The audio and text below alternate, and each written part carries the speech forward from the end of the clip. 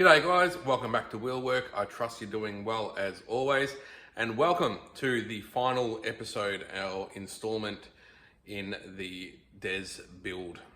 This is the final episode for this car for now.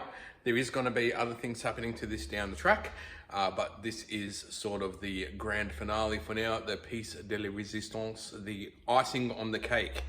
It's a mod that makes or breaks any vehicle, regardless of what it is, and that is, of course, wheels and tires. So today we are going to head down to my mate Rick's shop here in town. He runs a wheel and tire and alignment shop. It's the same shop that we went to a couple of episodes ago to do the wheel alignment on this after we lifted it, as we've got some wheels and tires sitting there. So yeah, we're going to go down and get that done. But first, I just want to have a really quick chat about the recovery gear that I've got for this. A little bit off topic, but I just thought I'd show you that, as it is sort of classified as stuff. So I'll just show you that quickly now, and then we'll head down and go fit up the new wheels and tires. Alrighty, so this is my recovery slash toolbox, I guess you can call it. I don't have any drawers or anything in the back of this, as you know. So I just thought I'd give you a look, see what I carry in this. So I just throw this in the back of the car, and it can be easily moved in and out for when I need it. So we've just got some Oki straps, if you ever want to, for whatever. Some ratchet straps for strapping stuff down onto the roof. Got a first aid kit. Got some gloves here, some brake cleaner, some rope. These little straps for the max track, so you can just sort of tie onto them to pull them out of the mud or whatever. I've got a snatch strap, a snatch block. I've got a collapsible shovel. I've got an axe. I've got a tool kit in here. So inside here we've got sockets, spanners, screwdrivers, pliers, wire strippers, electrical connectors, fuses. There's a hammer, a whole bunch of bits and pieces in there, and there's a dual pump air compressor there. There's a tire deflator down there, quickie tire deflator, some gaffer tape, there's some cable ties. So yeah, sort of all of that stuff just all lives in this box and just throw it in the back of the car. I think it weighs around 25 kilos, something like that. Yeah, so that's that. Alrighty, so these are the wheels I'm going with. So I've bought 4 wheels and 5 tires. So the factory spare wheel is a steel wheel, same size as the wheels, the alloys that are currently on the car. So we're going to fit an upgraded tire to the factory steel spare and refit that under the car. And then 4 new tires on these rims. So these are by King Off-Road. They are a 17 by 9 inch wheel. There's all the specs there. So yeah, otherwise I'm going Maxxis Razor AETs in a 265/70/17, so a little bit taller than the factory tire, same width as on a 265. Factory tire is a 65 profile, not a 70 profile, pretty common size that people run on these things. So quite a chunky tire. So we'll spin one up now. Start with the spare. I'll strip the old tire off and fitted the new one on. It's all balanced up, ready to go. So I'll throw that back under the car, and then we'll start stripping the other wheels off. Spare wheels back under the car, all fits nicely. It is a tight fit, but it fits, so that's all that matters.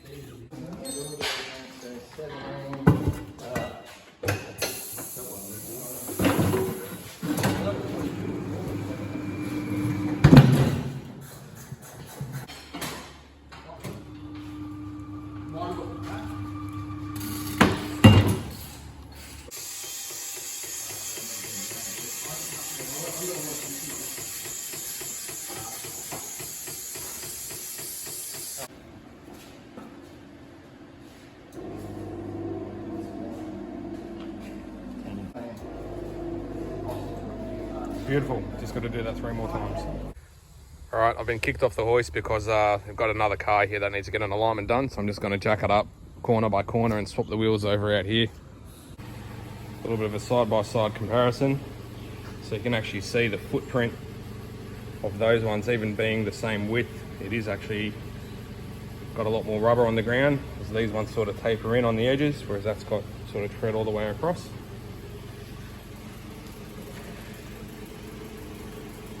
So they look side by side, and there's your height difference. them side by side like that, or back to front, side to side, whatever you want to call it. Internet, Sasquatch, internet. And there you have it, guys. Wow, that has very much transformed the look of this car. The weather has turned and it is raining, so I reckon we'll go home and have a bit of a better look at it. But holy crap, I am really, really happy with that. That looks absolutely mad.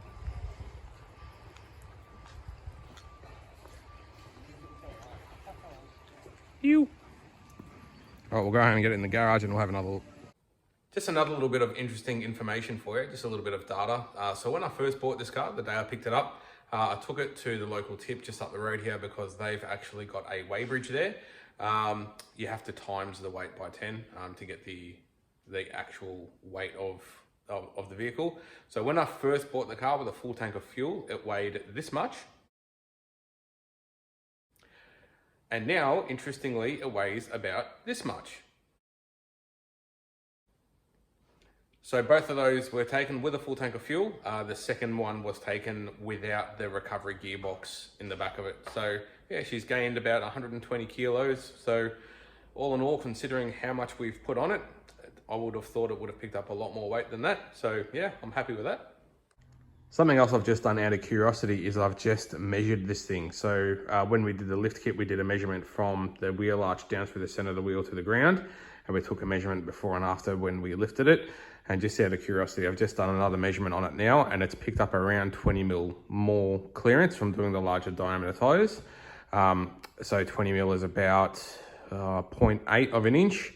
So that gives us a total lift of closer to 3 inches on this car. So, and also obviously being a tire, like height gain from the tires, that also gives you clearance under the diff as well.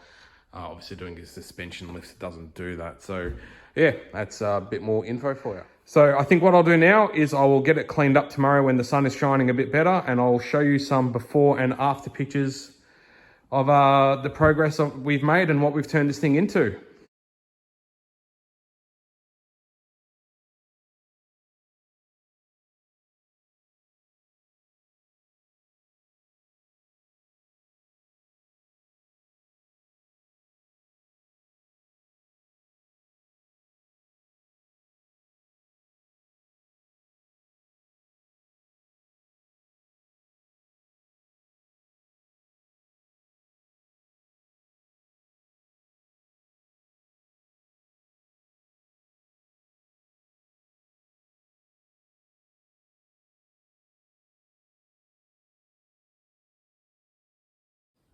So yeah, that's it.